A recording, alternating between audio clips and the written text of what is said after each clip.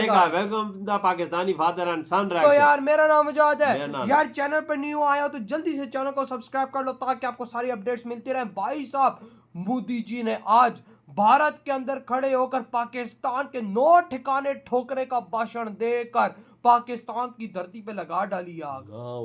सब भाषण दिया। हाँ बोला है अंदर। अबे भाई तो वॉच करते तो वॉच करेंगे तभी पता लगेगा भाई। कौन ऑन करते स्टार्ट। 22 तारीख के हमले के जवाब में हमने 22 मिनट में आतंकियों के 9 सबसे बड़े ठिकाने तबाह कर दिए।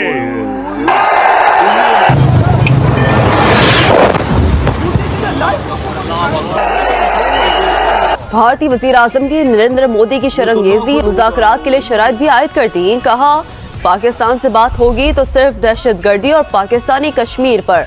ऑपरेशन सिंदूर का नाम भी आप देखें तो जो सिंदूर है, जो मांग है, ये इसलिए है कि हिंदू औरतें जो हैं जिनके खामनों को मारा गया वो उनके ऑनर की जंग थी। ऑपरेशन सिंदूर का मतलब है कि ये हिंदू औरतों के ऑनर की जंग थी। ठीक, एक्सपेक्टेड क्योंकि लग यही रहा था। राजस्थान की धरती से प्रधानमंत्री ने पाकिस्तान को डायरेक्ट मैसेज दिया। वो कह रहे हैं कि जो सिंदूर को खत्म करने निकले थे हमने उनको मिट्टी में मिला दिया।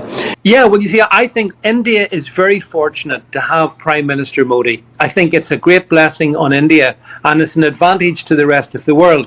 कर्नल साहब, पीएम मोदी ने बीकानेर में जाकर जिस तरह का भाषण दिया है, उनका रौद्र रूप देखकर तो मुझे लगता है पाकिस्तान एक बार फिर डर गया होगा कि पता नहीं अब आगे क्या होने वाला है। वो धमकियां दे रहे हैं पाकिस्तान को कि ये जो ऑपरेशन सिंदूर है ये ट्रेलर था, अभी जारी है। वहां के जो फौजी हैं वो कह रहे हैं हम तैयार हैं। वहां जो मिलिट्री उनके ऑफिसर्स हैं वो कह रहे हैं हमें हुक्म मिल चुका है। We've seen courage we've seen it at the political level and we've seen that at the military level as well. जय हिंद दोस्तों, a very warm welcome to Hindustan special channel. Operation Sindoor के बीच प्राइम मिनिस्टर नरेंद्र मोदी गुरुवार को पाकिस्तान के सटे राजस्थान के बीकानेर पहुंचे। यहां से प्राइम मिनिस्टर मोदी ने पाकिस्तान के साथ ही पूरी दुनिया को संदेश दिया, भारत की तरफ उठी हर बुरी नीयत का करारा जवाब दिया जाएगा। प्राइम मिनिस्टर मोदी ने इस दौरान ऑपरेशन सिंदूर को लेकर सेना के शौर्य को याद करते हुए कहा कि आतंकियों ने 22 अप्रैल को बहनों का सिंदूर मिटाया था। हमारी सेना ने 22 मिनट में ही उनको मिट्टी में मिला दिया। सीमा पर पाकिस्तान को लताड़ लगाते हुए प्राइम मिनिस्टर मोदी ने कहा कि अब उनके साथ ना कोई व्यापार होगा और ना उनके साथ कोई बात होगी। अब बात होगी तो बस पाकिस्तान अधिकृत कश्मीर को लेकर होगी।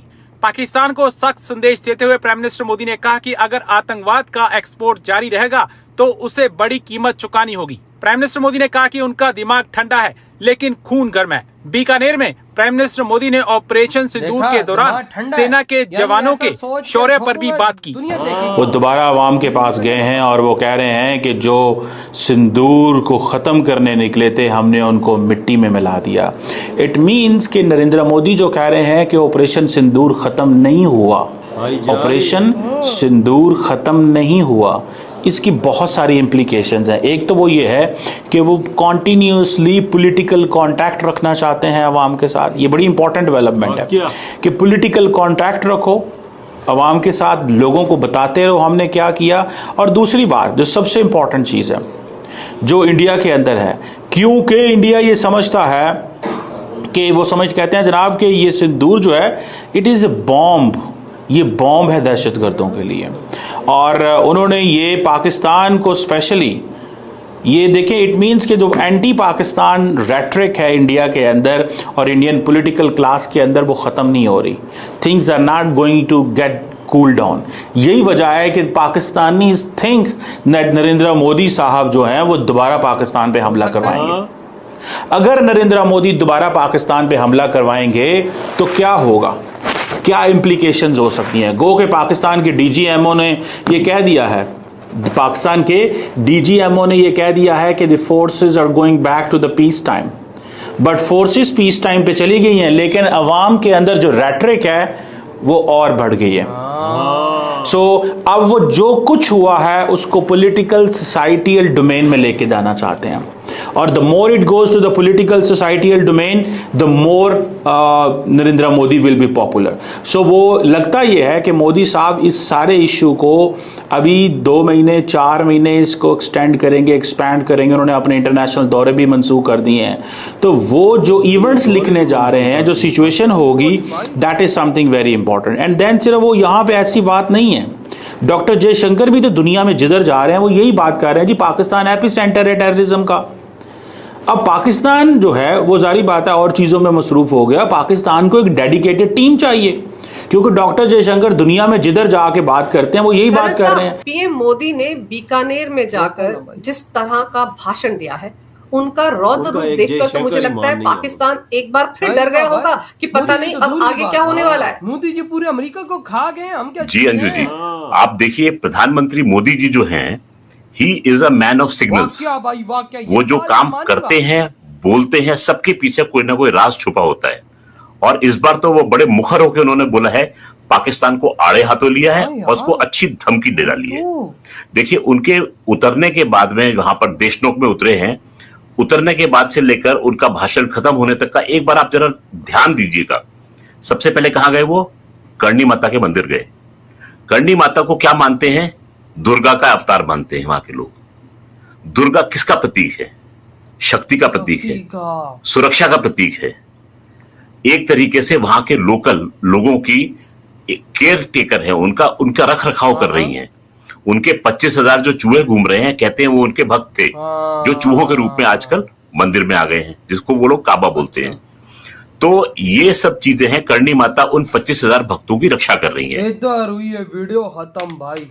आज मोदी जी ने ये क्या बोल डाला? मोदी जी ने बोला पाकिस्तान बॉर्डर पे खड़े होके, मतलब पाकिस्तान के सामने पाकिस्तान की तरफ मुंह करके, कि हमने 22 अप्रैल का बदला 22 मिनटों में पाकिस्तान के 22 मिसाइल मार कर भाई साहब 9 ठिकानों को उड़ाकर हमने ले लिया। देख ले, वो भी पाकिस्तान की बॉर्डर के करीब खड़े हो गए। मोदी जी ने ऐसी हमें ललकार लगाई उधर खड़े होके कि भाई हमने 22 मिनटों में 9 ठिकाने उड़ाए हैं, हमने अपने 28 मिसाइल मारे हैं। और मोदी जी कह रहे हैं मेरा माइंड तो ठंडा है, खून गर्म है। क्या मतलब कि भाई दिमाग में ठंडे दिमाग से सोच रहा हूँ क्या करना है मुझे। खून गर्म कहता है, लेकिन बदले की आग अंदर गर्म है।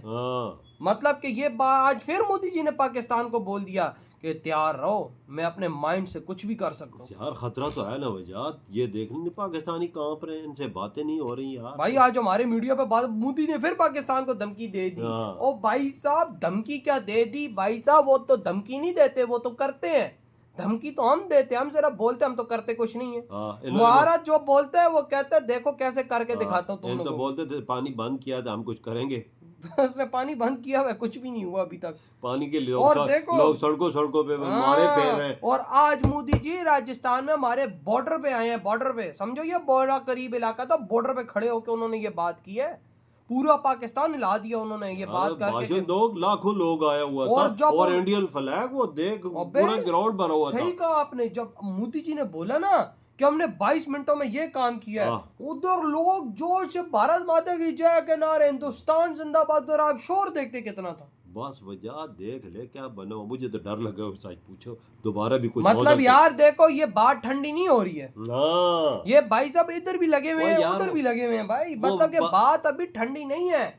सुकून का सांस ना लो पाकिस्तानियों, अभी तो भाई साहब कुछ होगा। सही वो बोलते हैं कि पाकिस्तान में सिर्फ 2 बातों पे बात होगी, एक कश्मीर पे, एक टेररिज्म पे, सिर्फ, और किस पे बात नहीं होगी। और जो हमारी एक्सपोर्ट है भाई, इनको देना कुछ भी नहीं, कोई ना पानी नहीं देना है। मतलब कि भाई साहब अगर हम लोगों ने कश्मीर मुद्दे पे नहीं बात करनी, इस मुद्दे पे नहीं बात करनी, तो हम घुट घुट के मर जाएंगे। मतलब भाई अगर बात करेंगे तो बचत होगी ना, अदरवाइज मौत तो पक्की है। वजात ये बनेगा क्या यार? सोचने वाली बात है। ये आने वाले 2-4-6 महीने में क्या बनेगा, पता नहीं क्या बनेगा यार। अभी तो फिलहाल मैं खुद नहीं, सिचुएशन कैसी है, बड़ी खराब हालात जो नजर आ रहे हैं। मुझे तो डर लगा यार। देखो एक सीधी सी बात है, भारत एक चौथी सबसे बड़ी इकोनॉमी बन चुका है, उसको साथ भिड़ना बेवकूफी है। तो भाई देखें, शेर के साथ कोई भिड़ सकता है? शेर तो फिर जंगल का बादशाह है, बकरी तो बकरी होती है। हाँ ना। तो भाई आपके क्या थॉट है इस बारे में? इधर ही वीडियो खत्म करते हैं।